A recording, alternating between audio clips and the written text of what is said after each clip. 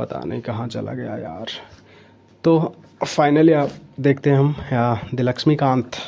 दी लक्ष्मीकांत हम कहना चाहते हैं, क्योंकि ये सिविल सर्विस एग्जामिनेशन का one of the most important and most selling book Laxmikanth, महाराज लक्ष्मीकांत, जो कि इस किताब को लिखे हैं। सुप्रीम कोर्ट हो गया, कौन है ये सुप्रीम कोर्ट? हाँ, तारीख पे तारीख दे चल रहे हैं, अभी तक कोई फैसला हुआ नहीं। अभी तक नहीं हूँ इसके अंदर। आपको यहाँ पर कोई भी कार्टून तरह की कार्टून फाटून ऐसा कुछ नहीं मिलेगा आपको, क्योंकि आप बहुत मैच्योर्ड हो गए हो, आपको कोई कार्टून की ज़रूरत है नहीं। ठीक,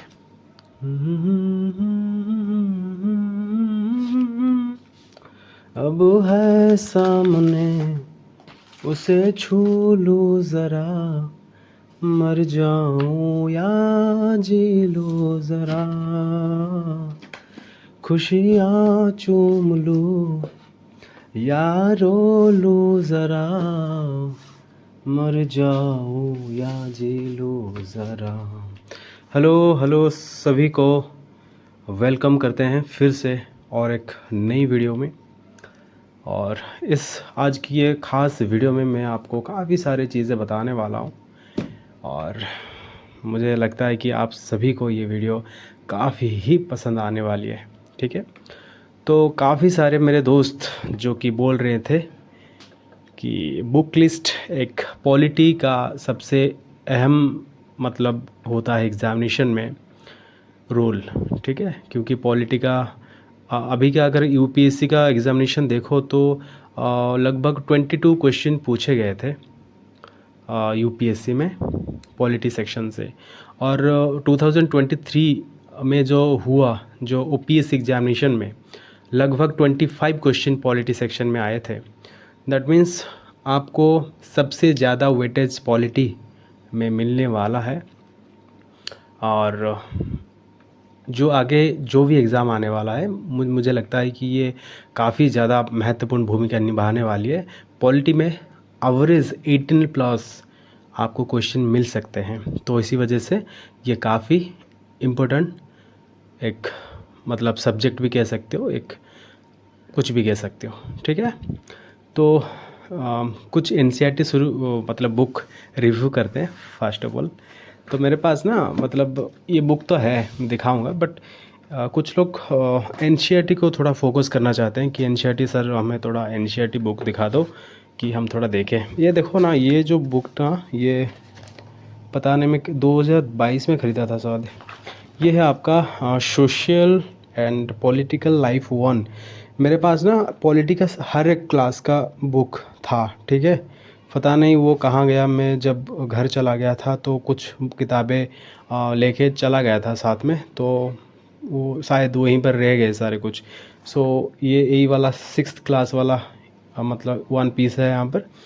ठीक है, और बाकी का मुझे नहीं मिला, मैं ढूंढ रहा था अभी।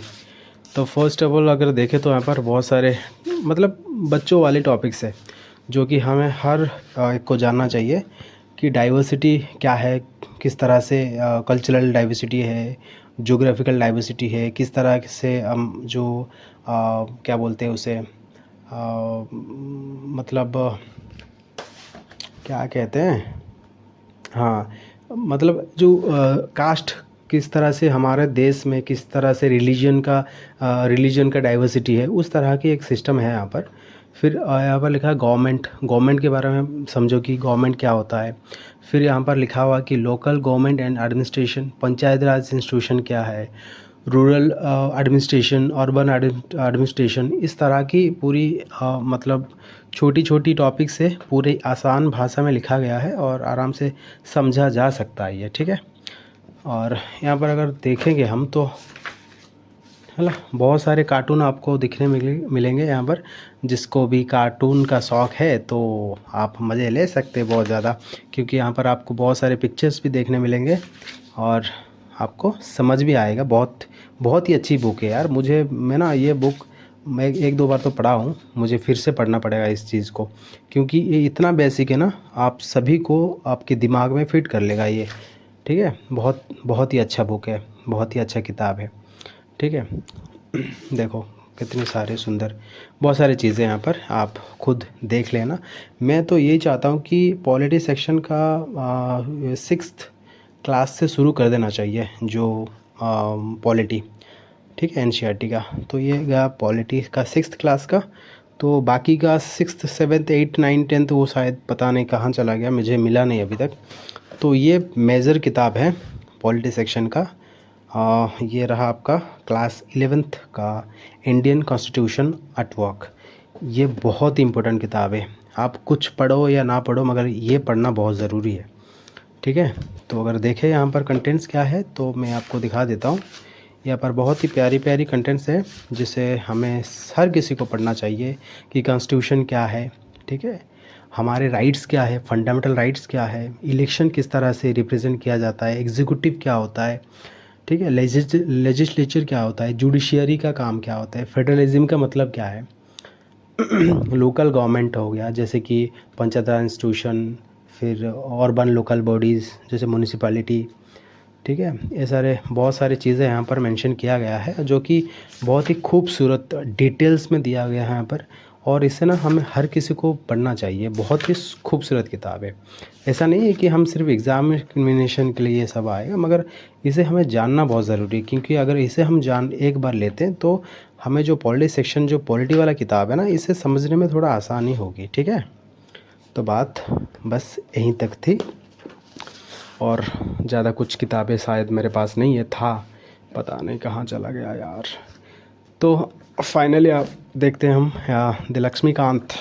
दी लक्ष्मीकांत हम कहना चाहते हैं, क्योंकि ये सिविल सर्विस एग्जामिनेशन का one of the most important and most selling book, जो कि हर कोई प्रेफर करता है, पता नहीं क्यों इतना प्रेफर करते हैं इस किताब को।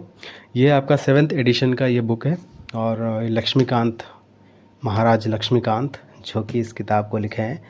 और खूबसूरत इसका बिल्ड क्वालिटी कह सकते हो, इसका पेपरिंग, जो कवर भी बहुत खूबसूरत है, मगर यहाँ पर मैंने काफ़ी गंदा कर चुका हूँ इसे घिस घिस के, पता नहीं किस तरह से ये किताब की हालत पूरी तरह से ख़राब हो चुकी है।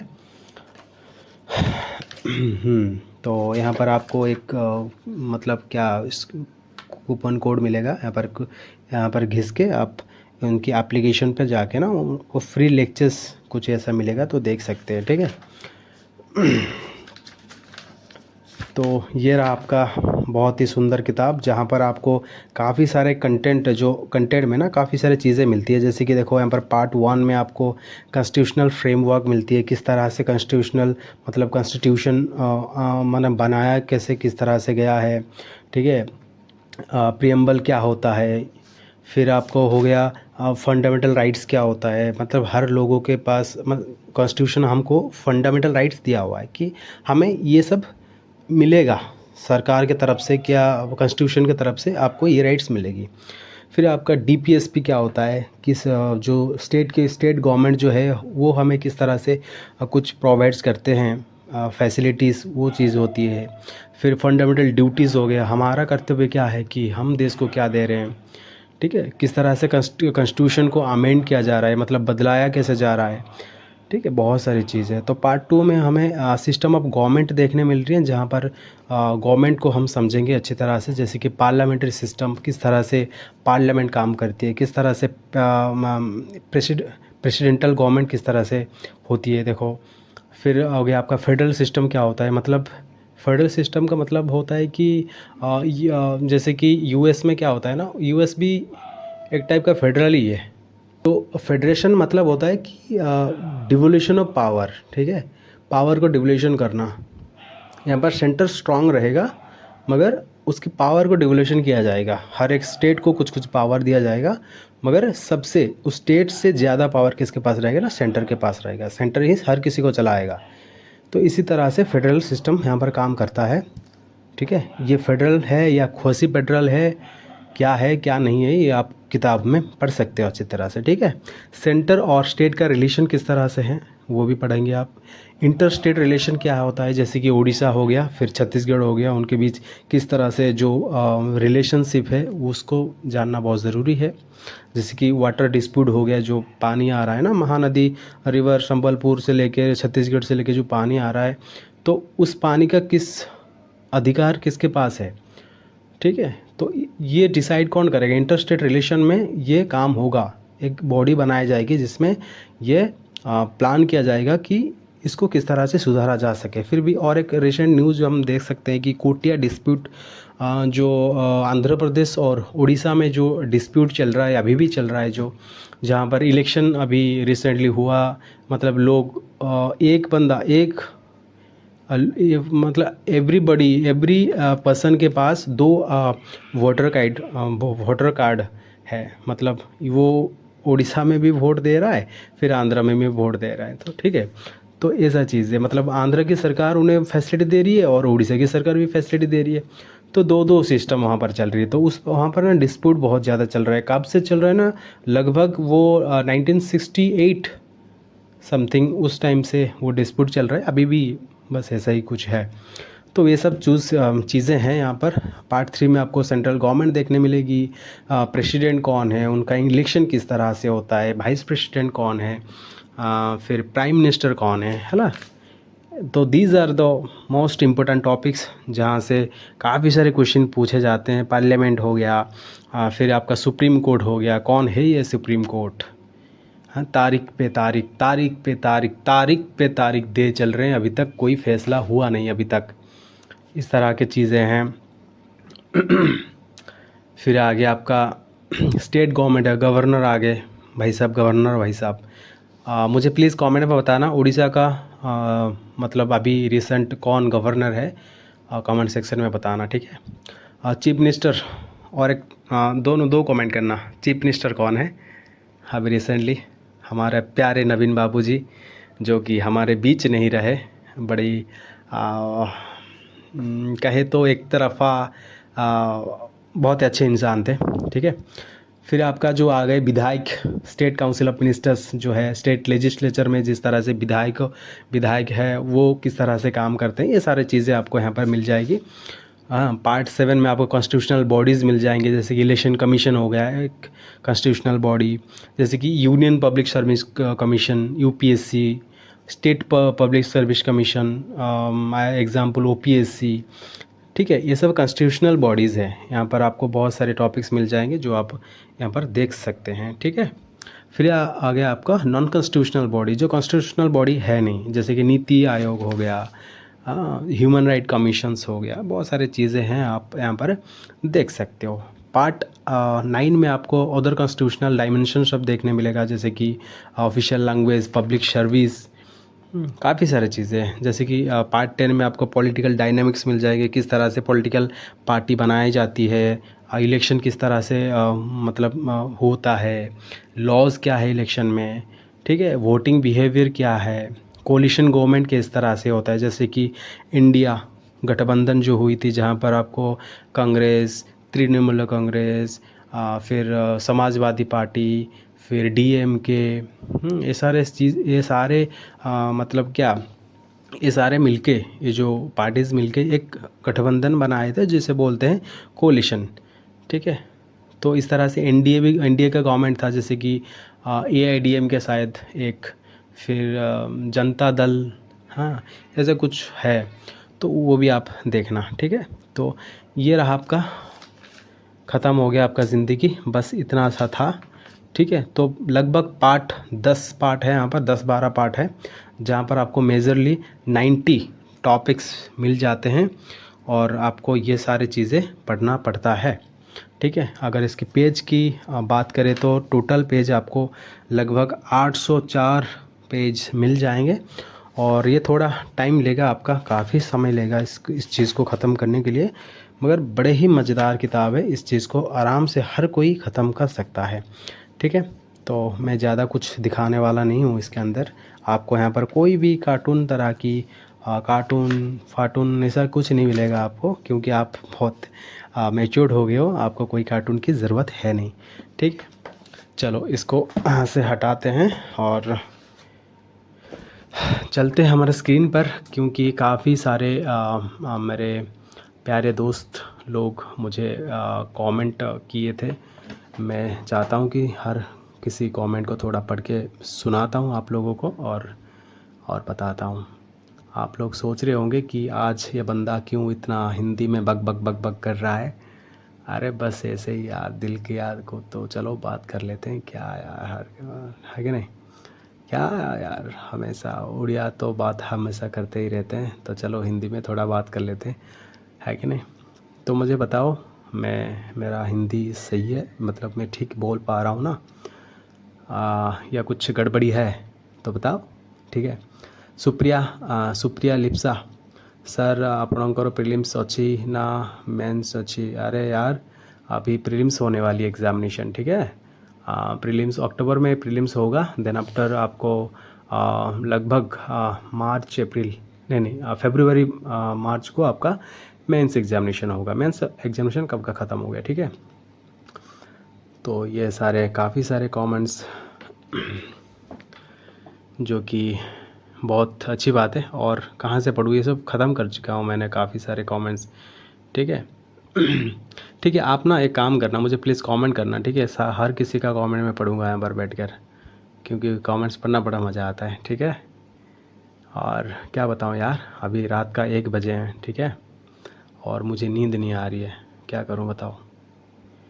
मुझे नींद ना आए, मुझे चैन ना आए, जाए कोई ढूंढ के लाए, न जाने कहाँ दिल खो गया, न जाने कहाँ दिल खो गया।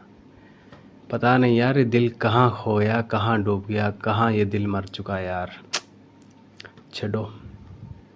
मुझे नींद ना आए, मुझे चैन ना आए, जाए कोई ढूंढ के लाए, न जाने कहाँ दिल खो गया, न जाने कहाँ दिल खो गया। ओके, धन्यवाद आप सभी को, बहुत बहुत धन्यवाद। आपने हमें इतना मतलब सोचा है, आप लोगों ने इतना मुझे जाना है, धन्यवाद आप सभी लोगों को, बहुत बहुत धन्यवाद।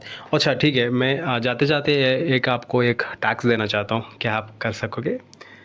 आप मुझे प्लीज़ कमेंट सेक्शन में बताओ, ये छोटा सा क्वेश्चन है कि पबीटोरा वाइल्ड लाइफ सेंचुरी किस स्टेट में पड़ता है, ठीक है। प्लीज़ बताना मुझे को। पबीटोरा या टोरा, पबीतोरा वाइल्ड लाइफ सेंचुरी, ठीक है, वो कहाँ है, व्हिच स्टेट, ठीक है। मुझे प्लीज़ बताना, क्योंकि ये भी मैंने अभी अभी सुना है रिसेंटली, और जो कि आपको छुपा हुआ है यहाँ पर, ठीक है, जो कि यहाँ पर आपको मिल जाएगा। कहाँ गया, दिख रहा है आपको? पबीटोरा वाइल्ड लाइफ सेंचुरी। तो ये पबीटोरा वाइल्ड लाइफ सेंचुरी कहाँ है, मुझे प्लीज़ बताना कमेंट सेक्शन में। और थैंक यू वेरी मच, आप सभी लोगों को बहुत बहुत धन्यवाद, मेरे प्यार भरा क्या बोलते हैं उसे, बहुत बहुत धन्यवाद। तो फिर से और मिलते हैं और एक नई वीडियो में, तब तक के लिए bye bye, good night, thank you very much, love you to all.